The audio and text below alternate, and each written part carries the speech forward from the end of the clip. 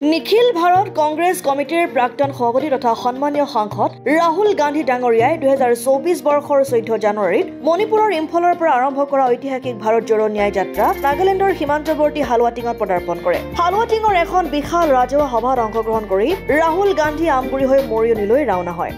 ডাঙৰীয়াক ধন্যবাদ জ্ঞাপন কৰিব লাগিব।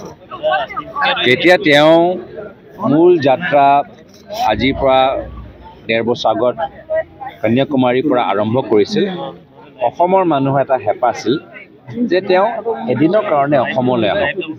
সেই সময়ত তেওঁ নোৱাৰিলে, যিহেতু দক্ষিণৰ পৰা উত্তৰলৈ তেওঁ এটা মহান ঐতিহাসিক যাত্ৰা অতিক্ৰম কৰিলে।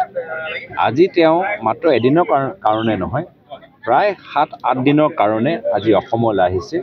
পূৰ্বৰ পৰা পশ্চিমলৈ, উত্তৰ পূৰ্বৰ পৰা পশ্চিম আৰু এটা দীঘলীয়া এটা যাত্ৰা তেওঁ আৰম্ভ কৰিছে।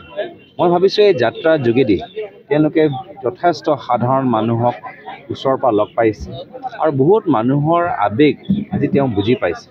বিশেষকৈ অসমত যেতিয়া আহিব, অসমৰ মানুহে আজি কংগ্ৰেছ দলটো কিমান ভাল পায়, ৰাহুল গান্ধী ডাঙৰীয়া তেখেতৰ এই যাত্ৰাৰ কাৰণে কিমান শলাগ লৈছে, আৰু আমি পৰৱৰ্তী দিনত ভৱিষ্যত অসমে ভাৰতৰ যেতিয়া আমাৰ ইণ্ডিয়া এলায়েন্সৰ চৰকাৰ হ'ব, আমি সকলোৱে কি বিচাৰোঁ, এই গোটেইবোৰ কথা তেওঁ জানিবলৈ এটা গুৰুত্বপূৰ্ণ এটা মঞ্চ পাইছে, প্ৰক্ৰিয়া পাইছে। আৰু আজি এটা আনন্দ এটা দিন, উৎসাহৰ দিন।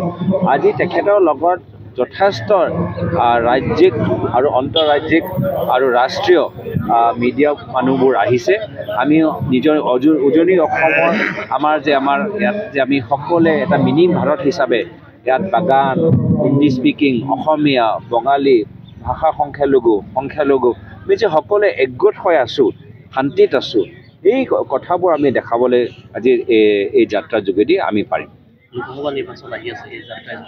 চাওক, এই যাত্ৰাই ৰাইজৰ মনত এটা ভাল প্ৰভাৱ পেলাব যে কোনোবা এটা দল আছে যি ৰাইজৰ বিষয়বোৰ উত্থাপন কৰিছে, কোনোবা এটা দল আছে যে বৰ্তমানৰ সমস্যালৈ চিন্তা কৰিছে, কোনোবা এটা দল আছে যি ইতিহাসত আমাৰ এই শিক্ষা ক্ষেত্ৰত যথেষ্ট ৰাইট টু এডুকেশ্যন জৰিয়তে ডাঙৰ কাম কৰিলে, MG এনৰেগাৰ জৰিয়তে শ্ৰমিকসকলৰ কাৰণে ডাঙৰ কাম কৰিলে।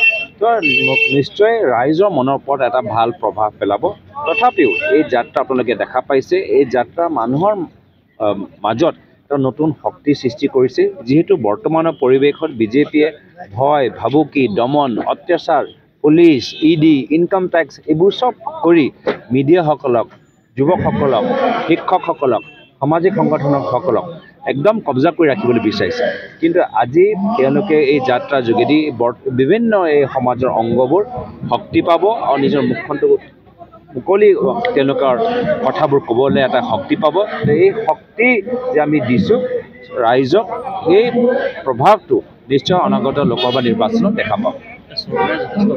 অসমৰ ৰাইজৰ আশীৰ্বাদ আজি এই যাত্ৰাৰ লগত আছে। মোক কিমান ফোন আহিছে যে আমি এই যাত্ৰা চাবলৈ আহিছোঁ, আমি ৰাহুল ডাঙৰীয়াক চাবলৈ আহিছোঁ, আমি যাত্ৰাৰ এই যে উদ্দেশ্যটো আমি ভাল পাইছোঁ। যেতিয়া অসমৰ মানুহে সিদ্ধান্ত লৈছে যে আমি এই যাত্ৰাক স্বাগতম জনাম, বৰ্তমানৰ বিজেপি চৰকাৰ বাধা দিবলৈ চেষ্টা কৰিলেও বাধা দিব নোৱাৰিব। যাত্ৰাটো যথেষ্ট ইতিমধ্যে মাত্ৰ 3 দিনৰ ভিতৰতে যথেষ্ট জনপ্ৰিয়তা লাভ কৰিছে, চৰকাৰে একো কৰিব নোৱাৰে। অন্যহাতে ৰাহুল গান্ধীৰ শিৱসাগৰ আগমন সময়তে বহিষ্কৃত কংগ্ৰেছ নেত্ৰী অংকিতা দত্তই তেওঁৰ সমৰ্থকসকলক লৈ আমগুৰিত ন্যায় বিচাৰি প্ৰতিবাদী অৱস্থান কাৰ্যসূচী ৰূপায়ণ কৰে। যদিও অংকিতা দত্তৰ এই প্ৰতিবাদী কাৰ্যসূচী সম্পৰ্কে ৰাহুল গান্ধী অৱগত নহলে নে অংকিতা দত্তৰ এই প্ৰতিবাদক কোনো গুৰুত্ব নিদিলে, এই কথা জানিব পৰা নহল। যদিও ইতিমধ্যে ৰাহুল গান্ধীৰ ঐতিহাসিক ভাৰত জোড়ো ন্যায় যাত্ৰা আমগুৰি এৰি মৰিয়নিৰ দিশে অগ্ৰসৰ হোৱাত অংকিতাৰ ইমানতে অন্ত পৰে। মোৰ ক'বলগীয়া একো নাই, মই ন্যায় বিচাৰি থিয় হৈছোঁ, মই আমাক ন্যায় দাবী কৰিছোঁ।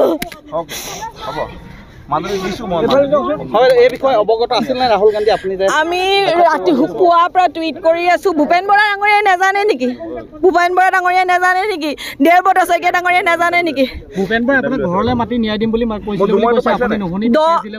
কেছ দিব নাপায় নেকি? কেছ দিব নাপায়। মই যেতিয়া কোনোবাই মোৰ লগত বেয়া ব্যৱহাৰ কৰিছে, মই কেছ দিব নাপায় নেকি? মই মোৰ সেলফ ৰেসপেক্ট, মোৰ ডিগনিটিৰ কাৰণে ন্যায় দিবলৈ আহিছে। মই মোৰ সেলফ ৰেসপেক্ট আৰু ডিগনিটিৰ কাৰণে মই থিয় হ'ব নালাগে নেকি? মাত মাতিব নালাগে নেকি? মই একো ক'ব বিচৰা নাই। পিতৃৰ দিনৰ পৰা ইমান কষ্ট কৰি কংগ্ৰেছ কৰিছে, তাৰ পাছতো মানুহখিনিয়ে ক'ব, আপোনালোকে কওক, মই একো ক'ব বিচৰা নাই। মানুহখিনিয়ে কি ক'ব পংকজ ভৰালী? শিৱসাগৰৰ পৰা ছৈয়দ মুস্তাকুৰ ৰহমানৰ ৰিপৰ্ট, অসম আদিত্য।